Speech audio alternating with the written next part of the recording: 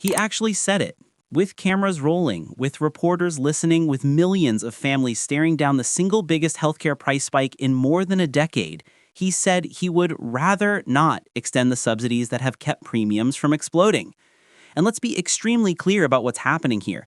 This isn't some policy nuance. This isn't some complicated budget debate. This isn't even about Obamacare. This is the President of the United States openly admitting that he would prefer to let Americans get hit with brutal, unaffordable January bills on purpose.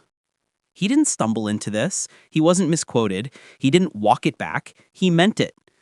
Trump looked straight at the press and said he doesn't want to extend the tax credits that keep health insurance even remotely affordable for 22 million people. 22 million. That's the population of an entire state. Several states being told, good luck out there. You're on your own. And if you are watching this and feeling like you're taking crazy pills, you are not alone.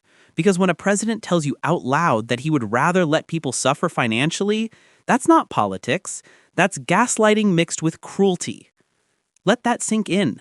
We are not talking about luxuries. We're talking about parents trying to afford insulin. We're talking about families trying to keep coverage for their kids. We're talking about people with cancer who will see their premiums go up by thousands of dollars overnight. And Trump's position is basically, yeah, I'd rather not help.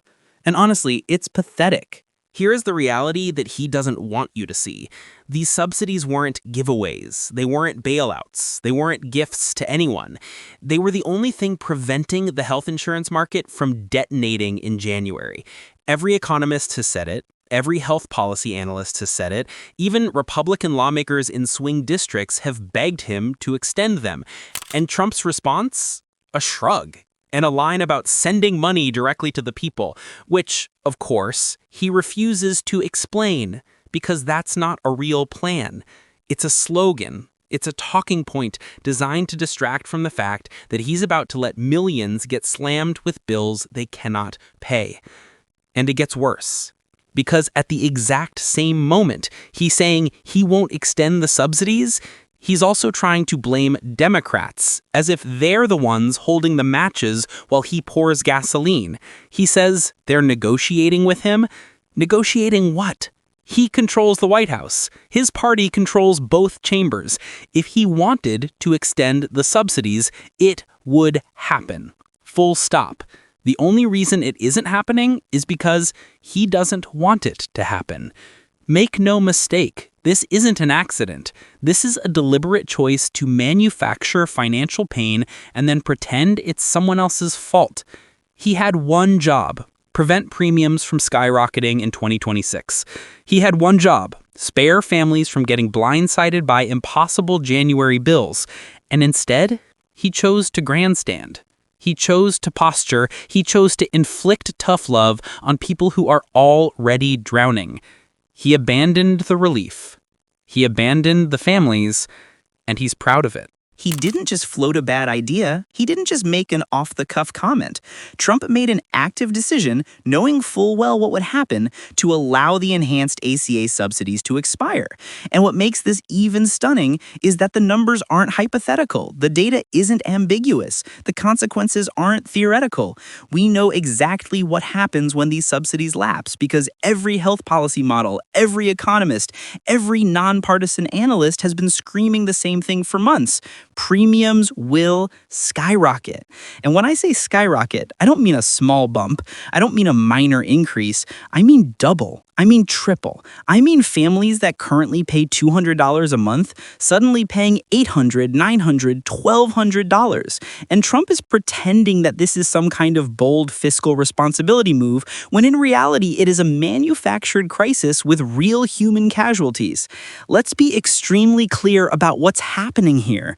The enhanced subsidies were created in 2021. They were extended once before because even Republicans in tough districts knew that killing them in the middle of an inflation spike would be political suicide. So they extended them, and then they extended them again, but they tied the last extension to a hard expiration date, December 31st, 2025. And everyone, literally everyone, understood that Congress would need to take action before that date to prevent a premium shock. The White House knew, Republicans in Congress knew, Democrats definitely knew, governors knew, insurance companies knew, families absolutely knew. And yet the only person pretending to be surprised is Trump, the one person who has full power to intervene and refuses. Let's pull up the receipts. Just 2 days before Trump made this declaration, Reuters reported that internal White House memos showed multiple options for extending the subsidies, not eliminating them, extending them. Some options were shorter, some were longer, but every one of them acknowledged the same underlying truth. Letting them expire would blow a crater in the healthcare market. Trump saw those memos, his staff briefed him, and his response wasn't, "How do we protect families?" It was, "I'd rather not." And here's the part Trump hopes no one notices. The Congressional Budget Office already ran the projections. If the subsidies expire, 22 million people, not 5 million, not 10 million, 22 million people will feel the impact instantly. That's bigger than the total population of Florida under Medicare. That's bigger than the combined population of Nevada, Iowa, Arkansas, and Kansas.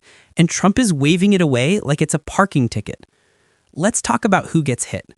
This is the part the right always lies about. They pretend that these subsidies go to lazy people or unemployed people or people who don't want to work. That is a lie.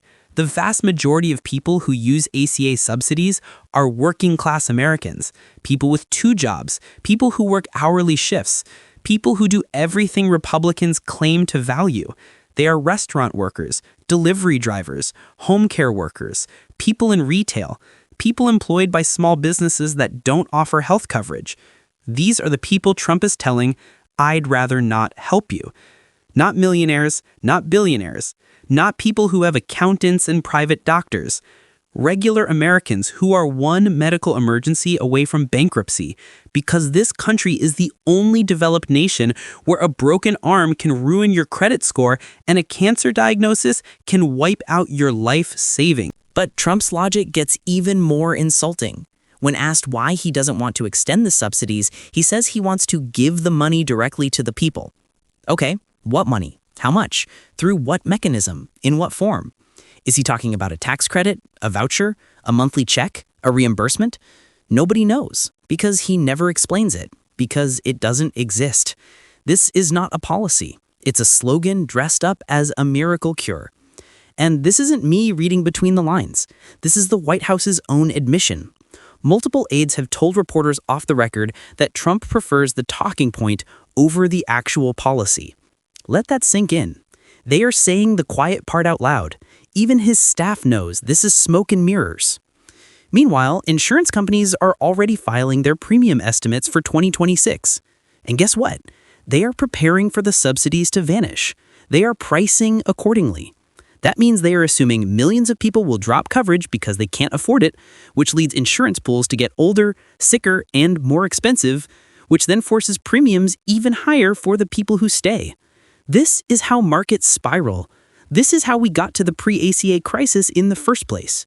But Trump doesn't care about any of that. His concern isn't the mom in Ohio whose son needs asthma medication. His concern isn't the family in Georgia trying to keep diabetes supplies affordable. His concern isn't the 60-year-old in Pennsylvania who has been paying for coverage for decades and will see her premium double overnight. Trump's concern is getting a headline that makes him look like he's fighting insurance companies while quietly delivering the exact outcome those companies want: fewer people covered, higher deductibles, and a chaotic, unstable marketplace where families bear all the risk. And here's where the hypocrisy becomes unbearable. Trump spent years claiming he had the best healthcare plan. Years, not months, years. And every time someone asked him to produce it, he said the same thing.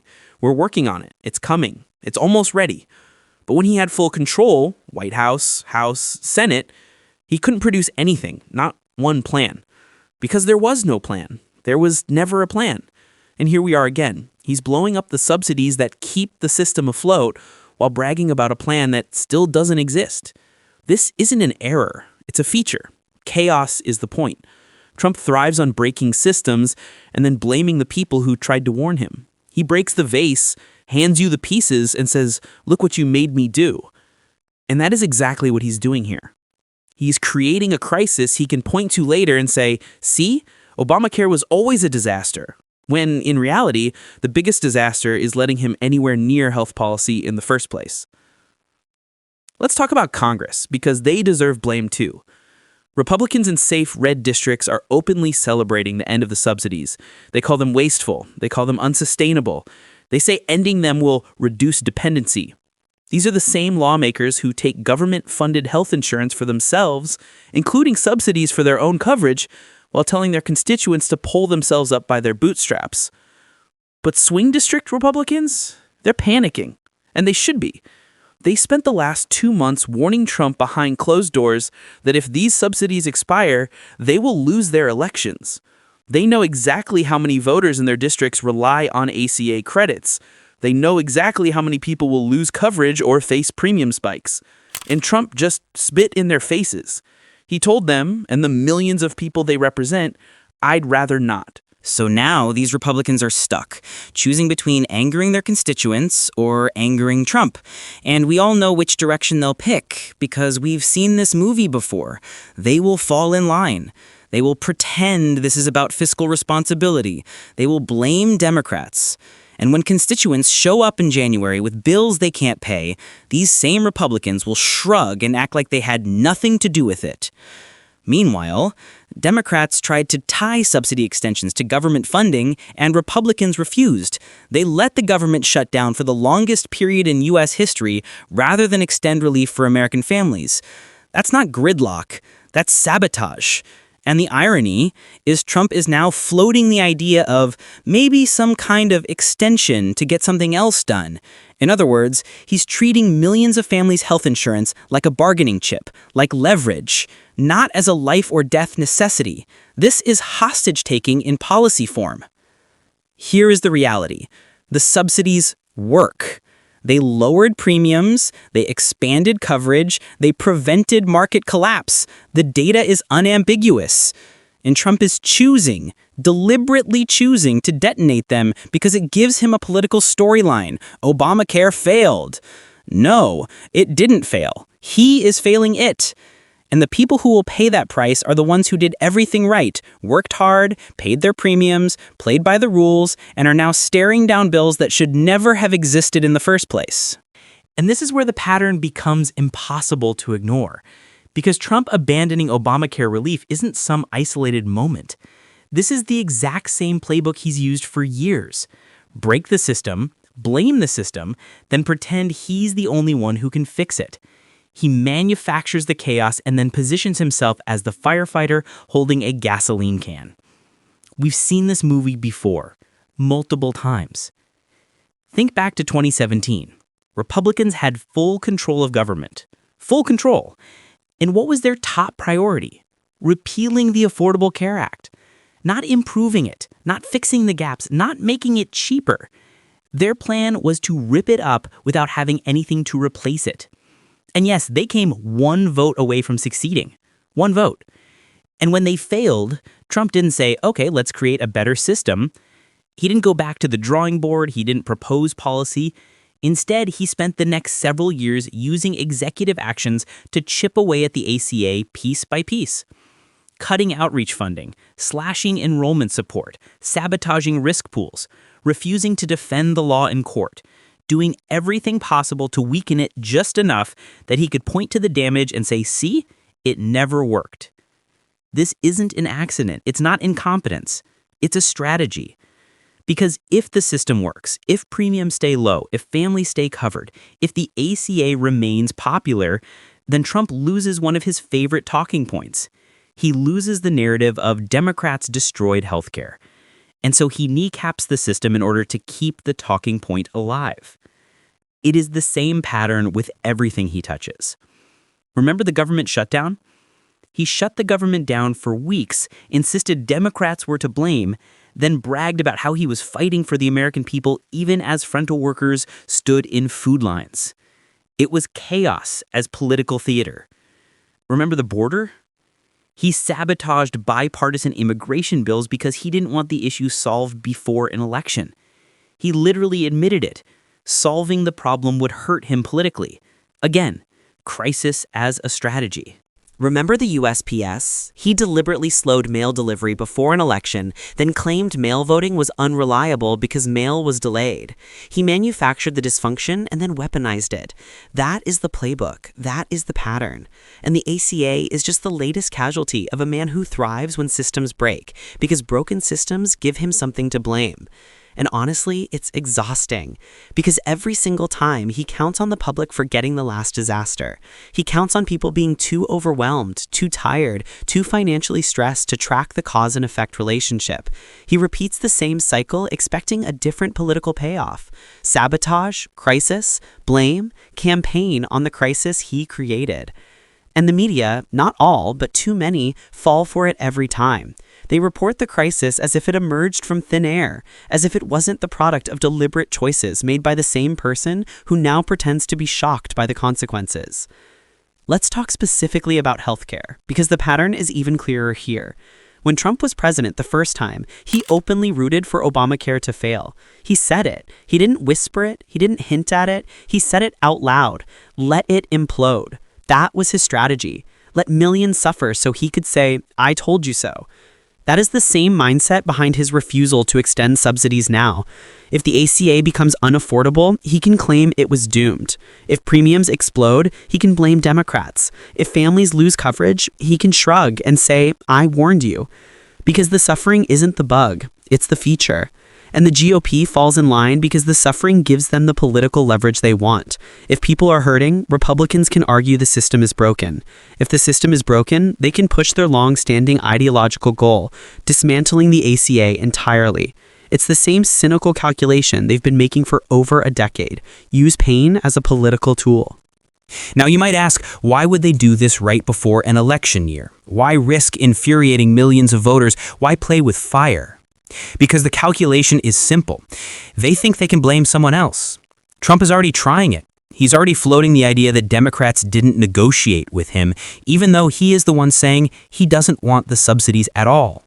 He's already pretending that he offered some new plan Democrats refused, a plan that doesn't exist.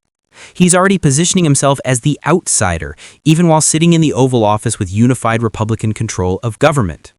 This is all part of the same pattern. Deny responsibility, blame opponents, and rely on confusion to cover the tracks. And if you zoom out even further, you see the bigger picture. The modern GOP has spent decades undermining trust in public institutions, not because the institutions don't work, but because when people lose faith in government, Republicans benefit. They want you to believe government can't help you. They want you to believe every program is waste. They want you to believe the only thing government does is take your money and give it to someone else. Because if you believe that, you stop demanding solutions. You stop expecting help. You stop holding them accountable. Trump's refusal to extend ACA subsidies fits perfectly into that long-term project. Make government fail, then argue government never worked. It's a self-fulfilling prophecy. And by the way, this isn't some fringe belief. Republican think tanks have been pushing this idea since the 1980s. Starve the beasts, cut funding, break programs, force them into crisis, then point to the crisis as evidence that programs don't deserve funding. This strategy is older than Trump, but Trump is the first one reckless enough to say the quiet part out loud and act on it with zero regard for political consequences. Let's also talk about the cruelty baked into the rhetoric. Trump said he doesn't want to give money to insurance companies. He wants to give it to the people. That sounds good, that sounds populist, but look at the pattern. Every time he claims he wants to help the people, the actual outcomes help corporations. Tax cuts for the wealthy, deregulation for polluters, loopholes for pharmaceutical companies, subsidies for massive agribusiness. But when it comes to actual working families needing health coverage, suddenly he's worried about giving money to insurance companies. Give me a break. And let's not forget the part where he claims Democrats secretly want his plan.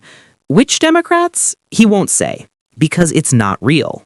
It's another attempt to create the impression that he's negotiating in good faith, when in reality, he's holding a gun to the head of the healthcare system and blaming everyone else for not applauding. That's the pattern. It's not random, it's not new, it's not surprising, it's who he is. And here's what makes this moment even more dangerous. The people hurt by this decision are the exact same people politicians claim to fight for. Working families, middle-aged workers, older Americans not yet eligible for Medicare, parents with children in need of care, people with chronic conditions, people who are doing everything they can to stay afloat in an economy that already punishes them at every turn. These are not abstract policy statistics. These are human beings. And Trump is banking on the idea that they won't realize what hit them, or that he'll be able to blame someone else for it when they do. And in fairness, he has reason to believe that, because this pattern has worked for him before. When he sabotaged the ACA in 2017 and premiums rose, many voters blamed Obamacare, not Trump. When he slashed enrollment funding, many people didn't realize why information disappeared. When he refused to defend the ACA in court, many voters had no idea their coverage was at risk until the Supreme Court stepped in. So now he's running the same play, but with higher stakes. Because this time, he's not just weakening the ACA, he's detonating the subsidies that keep the entire marketplace functioning. And he's doing it at the worst possible moment. Right as inflation is squeezing families, right as wages are stagnating, right as medical costs are soaring nationwide. He knows the timing, he knows the impact, he knows the consequences. He just doesn't care. And that brings us to the broader truth. Trump is fundamentally incapable of governing in a way that prioritizes stability. He needs chaos. He needs division. He needs crisis. Because crisis keeps him relevant.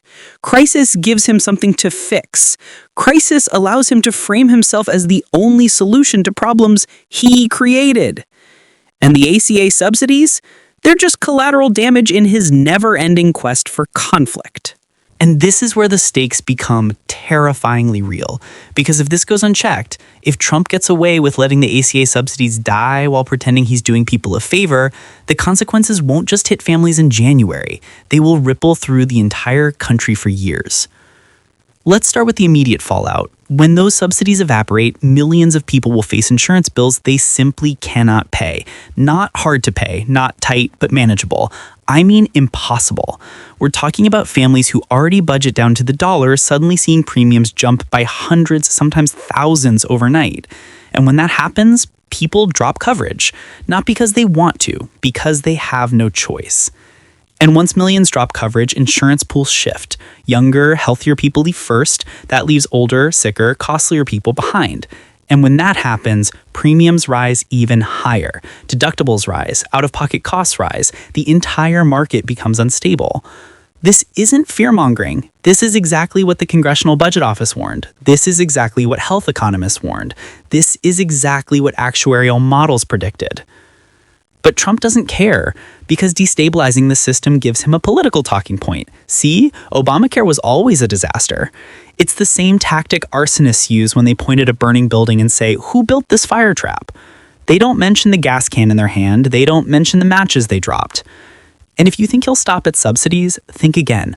Once the system weakens, Republicans will argue that the ACA no longer works. They'll swear it's too expensive. They'll insist the only solution is repeal. Suddenly, the same lawmakers who spent a decade promising to destroy the ACA will claim inevitability. We didn't kill it. It died on its own. No, it didn't. They starved it.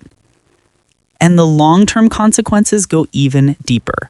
When millions lose access to affordable care, they don't just delay doctor visits, they delay diagnosis. They skip screenings, they forego medications, they ignore symptoms. Preventable diseases become unmanageable, treatable conditions become catastrophic. Hospitals, especially rural ones, face massive spikes in uncompensated care, pushing some towards closure. And when rural hospitals close, entire communities lose emergency rooms, maternity wards, trauma care, and basic medical services. All because one man wanted a talking point. But the stakes aren't just economic or medical, they're political, because Trump is testing something here. He's testing whether he can openly hurt millions of Americans and still convince them he's the victim. He's testing whether people will blame Democrats even when Democrats are the ones trying to extend the subsidies. He's testing whether swing voters will forget who pulled the trigger as long as he screams loud enough afterward. And if he succeeds, that's the terrifying part. If Trump can let the ACA subsidies expire without consequence, he will do it again. With Social Security, with Medicare, with Medicaid, with any safety net program he decides is politically inconvenient. If he learns that inflicting economic pain works for him, he will inflict more of it. Because the cruelty isn't a side effect. For him, cruelty is a demonstration of power. And that's why this moment matters. Because this isn't just about healthcare. It's about whether a president can openly choose to let millions suffer and still walk away claiming victory. It's about whether truth has a chance against a political machine built on denial. It's about whether we allow a leader to gaslight an entire country into believing that the fire he started was an act of nature. Make no mistake, the only thing stopping this from becoming the norm is whether people push back, loudly, relentlessly, unmistakably. Because the stakes aren't abstract, they're not theoretical, they are not symbolic. They are real human lives, real families, real medical bills, real consequences that will arrive in mailboxes in just a few weeks. And Trump is betting that no one will connect those bills to him. He's wrong, if people stay vigilant.